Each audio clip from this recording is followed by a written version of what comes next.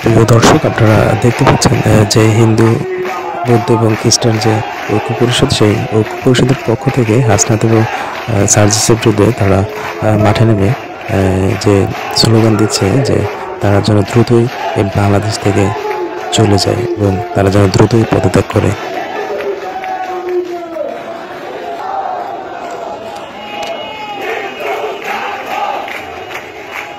বর্তমানে দেশের আইনশৃঙ্খলার যে অবনতি হয়েছে সেটা এই সমন্বয়কদের জন্যই হয়েছে। চুরি, ডাকাতি, ছিনতাই এবং বিভিন্ন অপকর্ম তারা এই মদত দিয়ে এগুলা করছে। আসলে বাংলাদেশ ভালো নেই, এজন্যই আমরা মাঠে নেমেছি।